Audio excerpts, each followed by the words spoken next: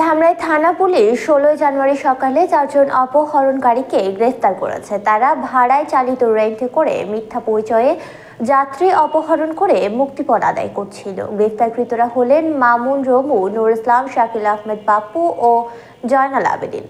তারা কেরানীগঞ্জ মডেল থানার বাসিন্দা। এই ঘটনায় জব্দ করা হয়েছে একটি প্রাইভেট কার, 3টি অ্যান্ড্রয়েড ফোন, 2টি চাকু ও 3020 টাকা।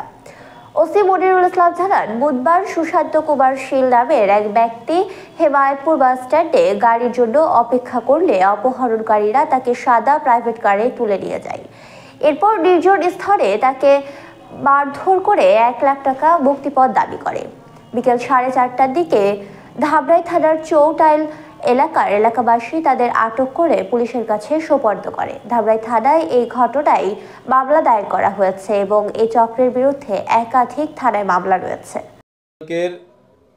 ভিকটিম সুশান্ত কুমার শীল আমিনবাজার থেকে মানিকগঞ্জ যাওয়ার উদ্দেশ্যে রওনা করিলে হঠাৎ আমিনবাজারে তার সামনে একটি প্রাইভেট কার আসে।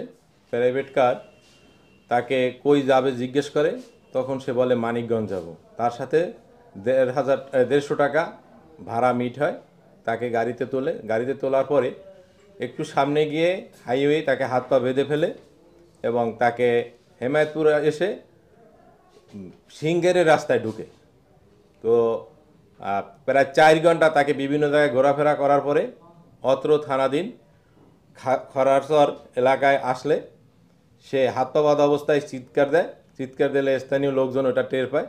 পরে আসামিদের গাড়িকে ধাওয়া করে। ধাওয়া করলে আসামিরা গাড়ি ফেলে পালানোর চেষ্টার সময় 4 জন আসামিকে হাতে নাতে ধৃত করে এবং থানা পুলিশকে জানায়। পরবর্তীতে থানা পুলিশ গিয়ে ভিকটিমকে উদ্ধার করে এবং তাদের ব্যবহৃত প্রাইভেট কার, তাদের ব্যবহৃত 2টি চাকু, 3টি মোবাইল এবং অপহরণ কাজে ব্যবহৃত উদ্ধারকৃত 3020 টাকা পুলিশ হেফাজতে নিয়ে জব্দ তালিকা প্রস্তুত করে। তবে তাদেরকে রিমান্ডে এনে জিজ্ঞাসা করলে হয়তোবা আরও সদস্য সংখ্যা এবং আরও অপরাধের বর্ণনা পাওয়া যেতে পারে।